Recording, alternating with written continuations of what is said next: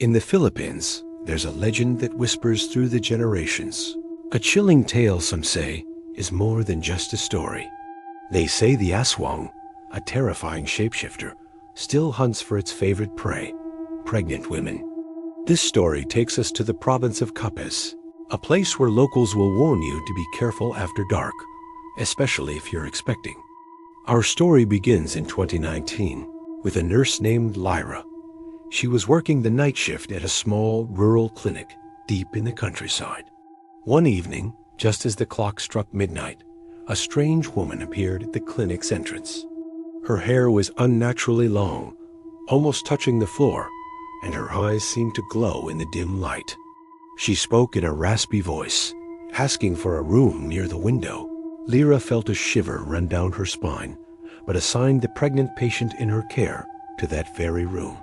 The next night, the clinic was quiet, almost too quiet. Suddenly, Lyra heard a strange noise from the room she had assigned the night before. It was a faint, wet, sucking sound coming from directly above the ceiling tiles. Her heart pounded in her chest as she slowly approached the room. She looked up, and a fine dust rained down from a small, dark hole in the ceiling. Then, something else emerged, a thin, black, impossibly long tongue slithering down from the darkness.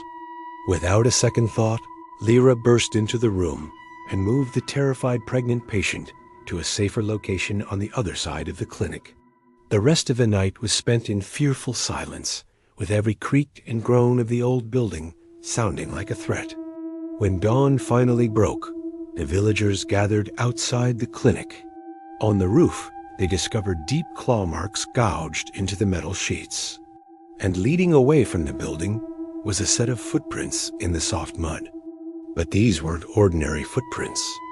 They walked a few paces toward the dense tree line, and then they just stopped, as if the person who made them had simply vanished into thin air. Lyra couldn't shake the horror of that night. She quit her job just a few weeks later.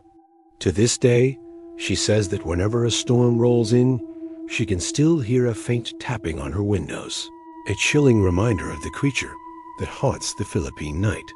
What do you think? Is the ASWANG real, or just a story to keep people indoors after dark?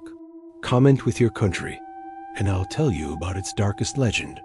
Thanks for watching, and don't forget to subscribe for more chilling tales from around the world.